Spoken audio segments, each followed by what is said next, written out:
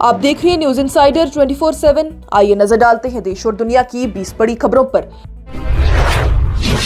रूस और चीन की जानिब से यूनाइटेड नेशन सिक्योरिटी काउंसिल में ईरान के खिलाफ पास की गई करारदाद पर सख्त तनकीद की गई। 13 मेंबर्स की जानिब से करारदाद के हक में वोट दिया गया, जबकि रूस और चीन की जानिब से वोट से परहेज किया गया।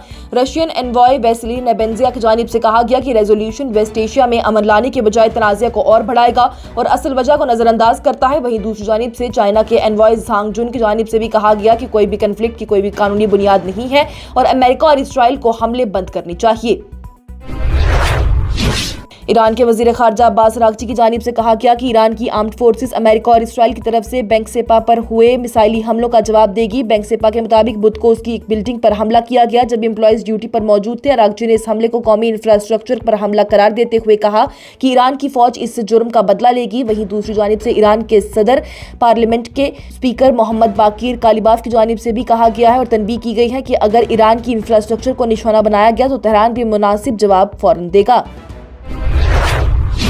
ईरान की आर्मी ने कहा कि इजरायली रडार नेटवर्क के कुछ हिस्सों के तबाह होने के बाद उसकी मिलिट्री ऑपरेशन ज्यादा आसान और प्रिसाइज हो गए हैं। आर्मी के मुताबिक नए ड्रोन हमलों में पालमेशिन एयरबेस, ओवदा एयरबेस और शीन बेट के करीब एक अहम फैसिलिटी को निशाना बनाया गया। आर्मी स्पोक्स पर्सन अक्रमानिया की जानिब से कहा गया है कि रडार सिस्टम को नुकसान पहुंचाने से ईरानियन ड्रोन्स को अब ज्यादा सेंसिटिव टारगेट तक पहुंचना आसान हो गए हैं और ऑपरेशन को रोज बरोज ज्यादा एग्जैक्ट होते जा रहे हैं। कासिम अल अराजी ने इराक के अल अनबर प्रोविंस में पॉपुलर मोबिलाइजेशन यूनिट के कैंप्स पर हुए यूएस इसराइल हमलों की सख्ती से मजम्मत की और इसे मुल्क की सॉवरेनिटी की खुली खिलाफवर्जी करार दिया। रिपोर्ट्स के मुताबिक कायम के करीब ही 3 कैंप्स पर हुए हमलों में कम से कम 14 PMU फाइटर हलाक हो गए। इधर इस्लामिक रेजिस्टेंस इन इराक ने कहा है कि उसने पिछले 24 घंटों में ड्रोन के जरिए अमेरिकन बेसिस को निशाना बनाते हुए 13 रिटेलिएटरी हमले किए हैं। रूस ने यूनाइटेड स्टेट्स और इसराइल से ईरान पर हमले रोकने और दोबारा डिप्लोमेसी की तरफ लौटने की अपील की। रशियन फॉरेन मिनिस्ट्री की स्पोक्सपर्सन मारिया ज़खारोवा ने कहा है कि मॉस्को तनाव कम करने और तनाज़े को नेगोशिएशन की तरफ ले जाने की तरफ कोशिश कर रहा है, जबकि उन्होंने रीजन में बढ़ती हुई इंसानी बहरान पर भी शदीद तशवीश का इजहार किया। थाईलैंड ने ईरान से माफी का मुतालबा किया जब स्ट्रेट ऑफ हॉर्मुज में एक थाई शिप पर प्रोजेक्टाइल लगने से आग लग गई और क्रू को शिप छोड़ना पड़ा। थाईलैंड की फॉरेन मिनिस्ट्री ने वजाहत तलब करने के लिए ईरान का एम्बेसडर को तलब किया। बाद में इस्लामिक रेवोल्यूशनरी गार्ड कॉर्प ने तस्दीक की है कि शिप को निशाना बनाया गया था, जबकि ईरान के ऑफिशियल्स ने कहा है कि स्ट्रेट ऑफ हॉर्मुज से गुजरने वाले जहाजों को तेहरान से इजाजत लेनी होगी। इंटरनेशनल एनर्जी एजेंसी ने कहा है कि मिडिल ईस्ट की जंग ग्लोबल ऑयल मार्केट की तारीख की सबसे बड़ी सप्लाई डिस्ट्रप्शन पैदा कर रही है। रिपोर्ट के मुताबिक तेल की पैदावार कम से कम 8 मिलियन बैरल्स पर डे तक गिर चुकी है, जबकि पेट्रोलियम प्रोडक्ट के नजदीक 2 मिलियन बैरल भी बंद हो चुके हैं। स्ट्रेट ऑफ हॉर्मुज से गुजरने वाली ऑयल ट्रैफिक भी लगभग बंद हो चुकी है और अब सिर्फ 10% से कम फ्लो रह गया है। उत्तर प्रदेश के शहर संभल में एक नया तनाज़ा खड़ा हो गया जब सर्कल ऑफिसर कुलदीप कुमार का एक बयान सोशल मीडिया पर तेजी से वायरल हो रहा है। ईद उल फितर और जुम्मा की नमाज से पहले मुस्लिम कम्युनिटी के लीडर्स के साथ पीस कमेटी मीटिंग में ही उन्होंने कहा है कि जो लोग ईरान, इसराइल, अमेरिका तनाज़ा पर किसी मुल्क के हक में या फिर मुखालफत में नारे लगाएंगे उनके खिलाफ सख्त कार्रवाई की जाएगी। उन्होंने ये भी कहा कि अगर कोई भी ईरान की हिमायत करना चाहता है तो प्लेन टिकट खरीद कर वहां जाकर लड़ ले, लेकिन हिंदुस्तान में लॉ एंड ऑर्डर डिस्टर्ब करने की इजाजत नहीं दी जाएगी। ऑफिसर ने ब्लैक बैज पहनकर प्रोटेस्ट करने और सड़कों पर नमाज अदा करने पर भी पाबंदी आयद कर दी है। इस बयान की वीडियो भी सोशल मीडिया पर वायरल हो रही है, जिस पर सख्त तनकीद और बहस शुरू हो गई। ये तनाज़ा उस वक्त सामने आया जब पिछले साल भी यूपी के एक और पुलिस ऑफिसर अनुज कुमार के होली से मुतल्लिक बयान पर काफी हंगामा खड़ा हुआ था। आमिर सैयद इरावानी ने यूनाइटेड नेशन सिक्योरिटी काउंसिल की तरफ से ईरान के खिलाफ पास की गई रेजोल्यूशन को नाइंसाफी और गैर कानूनी करार देते हुए उसे तस्लीम करने से इनकार कर दिया। उन्होंने कहा कि रेजोल्यूशन कुछ ममालिक के सियासी मकासद को पूरा करने के लिए पास की गई है और ये काउंसिल की क्रेडिबिलिटी पर सवाल खड़े करता है। इरावानी ने जोर दिया कि ईरान ने आर्टिकल 51 ऑफ UN चार्टर के तहत अपने दिफा का हक इस्तेमाल किया है और अपनी सॉवरेनिटी की हिफाजत करता रहेगा। मशरिक़ वुस्ता में जारी जंग के दरमियान ईरान ने सख्त धमकी दी है कि अमेरिका और इसराइल के लिए स्ट्रेट ऑफ हॉर्मुज से एक कतरा तेल भी नहीं गुजरने दिया जाएगा। ईरान की फौज के तर्जुमान इब्राहिम जुल्फगारी की जानिब से कहा गया कि अगर कोई जहाज इन ममालिक तक तेल लेके जाने की कोशिश करेगा तो उसे निशाना बनाया जाएगा। ईरान ने कहा है कि अमेरिका और इसराइल के हमलों की वजह से खित्ते में तनाव बढ़ गया है और इससे दुनिया भर में तेल की कीमत $200 पर बैरल तक पहुंच सकती है। ईरान के सदर मसूद पेज़ेश्कियान की जानिब से जंग के 12वें दिन ऐलान किया गया कि जंग सिर्फ उस सूरत में खत्म हो सकती है जब ईरान के जायज हकूक तस्लीम किए जाएंगे, जंग के नुकसानात का मुआवजा दिया जाएगा और मुस्तकबिल में ईरान पर किसी भी नए हमले से बचाव के लिए मजबूत बैनुल-अक़वामी जमानत दी जाएगी। उनका यह भी कहना है कि ईरान इलाके में अमन चाहता है लेकिन अपने हकूक पर कोई समझौता नहीं करेगा। रूस के सदर व्लादिमीर पुतिन की जानिब से ईरान के सदर से बात करते हुए कहा गया और मौजूदा तनाव पर तशवीश का इजहार किया गया। फौरन तनाव कम करने पर जोर दिया गया। क्रेमलिन के मुताबिक पुतिन ने कहा है कि जंग का हल सिर्फ सियासी जरिए और मुज़ाकरात से ही मुमकिन है, जबकि ईरान ने मुश्किल वक्त में रशिया की इंसानी मदद पर भी शुक्रिया अदा किया। ईरान के पार्लियामेंट के स्पीकर मोहम्मद बागेर गालिबाफ की जानिब से बयान देते हुए कहा गया कि ईरान का यकीन है कि हमला करने वालों को सजा मिलनी चाहिए ताकि मुस्तकबिल में कोई दोबारा ईरान पर हमला करने की कोशिश भी ना करे। उन्होंने इसराइल पर तनकीद करते हुए कहा कि उसकी तारीख में जंग, मुज़ाकरात और फिर दोबारा जंग का सिलसिला रहा है और ईरान इस दायरे को तोड़ना चाहता है। अमेरिका के सदर डोनाल्ड ट्रंप की जानिब से एक इंटरव्यू में कहा गया है कि अगर वो चाहे तो किसी भी वक्त जंग खत्म कर सकते हैं। उनका ये कहना है कि ईरान में निशाना बनाने के लिए अब ज़्यादा मकामात बाकी नहीं रहे, लेकिन इसके बावजूद भी अमेरिका और इसराइल की तरफ से ईरान पर हवाई हमले जारी रहेंगे। इसराइली फौज ने कहा कि उसने ईरान में वसे पैमाने पर हवाई हमले करते हुए IRGC के मरकज, कमांड सेंटर्स और मिसाइल जखीरों को निशाना बनाया। इसके जवाब में IRGC ने दावा किया है कि उसने दुश्मन के मकामात पर फैसलाकुन हमले किए और 5 घंटे तक मुसलसल कार्रवाई जारी रखी, जो कि हिजबुल्लाह के लड़ाकों के साथ मिलकर किए गए थे। ईरान ने 2 गैर मुल्की तेल के जहाज़ों पर जानलेवा हमलों के बाद अपने ऑयल पोर्ट्स की सरगर्मियां मुख्तन बंद कर दी हैं। इस वाक़े के बाद खित्ते में समुद्री रवानगी और तेल की रसाद पर सख्त असर पड़ेगा, जबकि कई गल्फ ममालिक ने भी मिसाइल और ड्रोन को हवा में गिराने का दावा किया। अमेरिका के सदर डोनाल्ड ट्रंप की जानिब से ऐलान किया गया कि अमेरिका स्ट्रेट ऑफ हॉर्मुज़ में तेल के जहाज़ों को मुकम्मल तहफ़्फ़ुज़ फराहम करेगा। उनका ये कहना है कि दुनिया की तेल की रसाद को महफूज रखना ज़रूरी है, जबकि ईरान ने तनबीह कर दी है कि जंग बढ़ने पर तेल की कीमत $200 पर बैरल तक पहुँच सकती है। इसराइली फौज का यह कहना है कि उसने ईरान और लेबनान में वसे पैमाने पर हवाई हमले किए। इन हमलों में IRGC के मरकज और दूसरी फौजी मकामात को निशाना बनाया गया, जबकि लेबनान के जनूबी इलाके में हिजबुल्लाह के साथ लड़ाई और गोलाबारी जारी रही।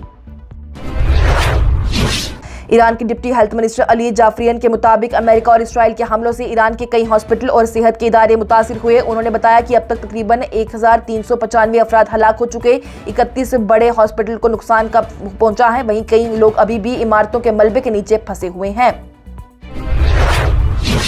श्रीनगर की एक अदालत ने जम्मू कश्मीर के साबका वज़ीर आला फारूक अब्दुल्ला के खिलाफ जम्मू कश्मीर क्रिकेट एसोसिएशन माली बाकायदगियों के मुकदमे में गैर जमानती वारंट जारी कर दिया। ये फैसला चीफ जुडिशल मजिस्ट्रेट की अदालत ने उस वक्त दिया जब चार्ज तय करने की सुनवाई के दौरान फारूक अब्दुल्ला अदालत में हाजिर नहीं हुए। उनके वकील ने ज़ाती हाजिरी से इस्तिस्ना की दरख्वास्त दी थी, लेकिन अदालत ने इसे रद्द कर दिया और कहा कि वीडियो के जरिए शिरकत का ऑप्शन भी कबूल नहीं किया गया है। इसके बाद अदालत ने नॉन बेलेबल वारंट जारी करते हुए मुकदमे की अगली सुनवाई 30 मार्च को मुकर्रर कर दी। जम्मू में फारूक अब्दुल्ला पर हुए फायरिंग के वाक़े के खिलाफ जम्मू कश्मीर नेशनल कॉन्फ्रेंस ने जोरदार प्रोटेस्ट मार्च निकाला। पार्टी वर्कर्स और लीडर्स ने शेर कश्मीर भवन से मार्च शुरू किया और रेस्टोर लॉ एंड ऑर्डर और प्रोब द फायरिंग इंसिडेंट जैसे प्ले कार्ड उठाए हुए थे। वहीं एहतजाज करने वालों ने वी वांट जस्टिस और फारूक अब्दुल्ला जिंदाबाद के नारे भी लगाए। पुलिस ने मार्च को रघुनाथ बाजार पर ही रोक दिया, जहां कुछ देर तक धक्का मुक्की भी हुई। याद रहे कि 88 साल के फारूक अब्दुल्ला पर जम्मू के ग्रेटर कैलाश एरिया में एक शादी के फंक्शन से निकलते वक्त पीछे कमल सिंह जम्वाल को गिरफ्तार भी कर लिया। जुम्मतुल विदा कल जम्मू कश्मीर में अकीदत और एहतराम के साथ मनाया जाएगा। ग्रैंड मुफ्ती नासिरुल इस्लाम ने बताया कि इस साल जुम्मतुल विदा 13 मार्च को पड़ रहा है और अगला जुम्मा मुमकिन है कि ईद उल फितर के करीब ही हो। वहीं रिवायत के मुताबिक सबसे बड़ा इज्तिमा नमाज हजरत बल श्राइन और जामिया मस्जिद में अदा किया जाएगा। इधर अथॉरिटीज ने हजरत बल में नमाज के लिए आने वाले लोगों की सहूलियात के लिए खास इंतजाम भी किए हैं, जबकि ट्रैफिक डिपार्टमेंट ने भी गाड़ियों की स्मूथ मूवमेंट और पार्किंग के लिए प्लान तैयार कर लिया। सुप्रीम कोर्ट ने कश्मीरी हुर्रियत पसंद रहनुमा शबीर अहमद शाह को जमानत दे दी, जिससे कि वादी में एक अहम फैसला समझा जा रहा है। शाह तकरीबन 49 साल से मुख्तलिफ दफात के तहत जेल में रहे और अपनी आखिरी गिरफ्तारी में लगभग 7 साल से हिरासत में थे। उन पर दहशतगर्दी की माली मदद और अलीहदगी पसंद सरगर्मियों के इल्जाम भी थे। सुप्रीम कोर्ट की बेंच ने मुकदमे की धीमी कार्रवाई और कानूनी खामियों को मद्देनजर रखते हुए उन्हें जमानत दी है और कहा कि तफसीली हुक्मनामा जल्द ही जारी किया जाएगा, जिसमें कि रिहाई की शराइत भी वाज़ेह होंगी। शबीर अहमद शाह को जमानत मिलने पर वादी के सियासी और दीनी रहनुमाओं ने मुख्तलिफ रद्द-ए-अमल सामने लाया। मीरवाइज़ कश्मीर मौलवी उमर फारूक ने इस फैसले का खैर मकदम करते हुए उम्मीद जाहिर की है कि दूसरी सियासी कैदियों को भी राहत मिलेगी। वहीं सजाद लोन ने भी इसे अच्छी खबर करार देते हुए कहा कि इस शाह की सेहत खराब है, उम्मीद है कि वो घर लौटकर अपनी सेहत बेहतर कर सकेंगे और अपने खानदान के साथ वक्त गुजारेंगे। जम्मू कश्मीर के नायब वज़ीर आला सुरेंद्र चौधरी की जानिब से वाक़े का आंखों देखा हाल बयान करते हुए कहा गया कि जब वो फारूक अब्दुल्ला के साथ चल रहे थे तो अचानक मुसल्लह शख्स पिस्तौल के साथ सामने आ गया, जिससे कि हालत बहुत नाजुक हो गई। उन्होंने कहा कि हिफाजती अफराद की बरवक्त कार्रवाई ने बड़ी रसात को रोक दिया। सुरेंद्र चौधरी की जानिब से यह भी कहा गया कि जब गोली चलती है तो वो मजहब, जात या बिरादरी नहीं देखती, इसलिए उस लम्हे की संजीदगी बहुत ज्यादा थी। उन्होंने कहा अल्लाह का शुक्र है कि फारूक अब्दुल्ला ठीक है और वहां मौजूद तमाम लोग महफूज रहे, और कहा कि अब इस वाक़े की पूरी तहकीकात जरूरी है। नेशनल कॉन्फ्रेंस के सरबराह फारूक अब्दुल्ला की जानिब से अपने पर हुए जानलेवा हमले के बाद बयान देते हुए कहा गया कि जम्मू में शादी की तकरीब के दौरान एक शख्स ने उन पर रिवॉल्वर से 2 गोलियां चलाई, लेकिन अल्लाह ने उनकी हिफाजत की और वो महफूज रहे। उन्होंने कहा कि शुरू में उन्हें लगा कि शायद पटाखे चल रहे हैं, लेकिन बाद में हिफाजती टीम ने बताया कि असल में गोली चलाई गई है। फारूक अब्दुल्ला ने कहा कि वो हमला करने वाले शख्स को नहीं जानते और ना ही उस शख्स से उनका कोई झगड़ा है। उन्होंने अल्लाह का शुक्रिया अदा करते हुए कहा कि उनकी हिफाजती टीम ने फौरन उन्हें महफूज जगह पर मुंतकिल कर दिया। जम्मू में शादी की तकरीब के दौरान डॉक्टर फारूक अब्दुल्ला पर जानलेवा हमले की कोशिश के बाद सियासी हलकों में तशवीश पैदा हो गई। पुलिस के मुताबिक कमल सिंह जमवाल नाम के शख्स ने पिस्तौल तान कर हमला करने की कोशिश की, लेकिन हिफाजती अफराद ने बरवक्त कार्रवाई करते हुए उसे काबू कर लिया। वज़ीर आला उमर अब्दुल्ला ने इस वाक़े पर सख्त सवाल खड़े करते हुए कहा, सबसे बड़ा सवाल यह है कि Z+ हिफाजती हासिल करने के बाद भी एक साबिका वज़ीर आला के इतने करीब कोई मुसल्लह शख्स कैसे आ गया।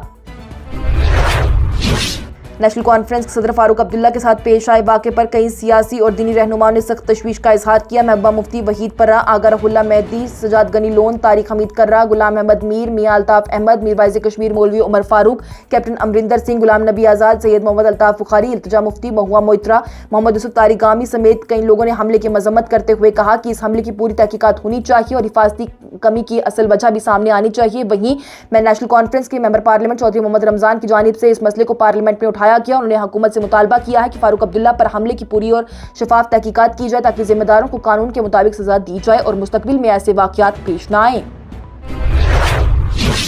और कांग्रेस रहनुमा राहुल गांधी की जानिब से LPG की कमी पर वज़ीर आज़म नरेंद्र मोदी पर तनकीद करते हुए कहा गया कि वज़ीर आज़म अवाम को पैनिक ना करने को कह रहे हैं, लेकिन खुद मुख्तलिफ वजह से परेशान है। राहुल गांधी की जानिब से इल्ज़ाम लगाया गया कि मोदी एप्स्टीन फाइल्स और गौतम अडानी से मुतल्लिक US केस की वजह से प्रेशर में है। कांग्रेस और दूसरी अपोजिशन पार्टीज के MPs ने पार्लियामेंट के बाहर LPG शॉर्टेज के खिलाफ प्रोटेस्ट भी किया और हुकूमत से इस पर वजाहत का मुतालबा किया। इधर हुकूमत ने यकीन दिलाया है कि घरेलू LPG सप्लाई महफूज है और अवाम को घबराने की जरूरत नहीं है। इसके साथ ही टॉप 20 हेडलाइंस का यह मरहला हुआ इख्तिताम पजीर। दीजिए इजाजत। लेटेस्ट अपडेट्स के लिए देखते रहिए न्यूज़ इनसाइडर 24/7।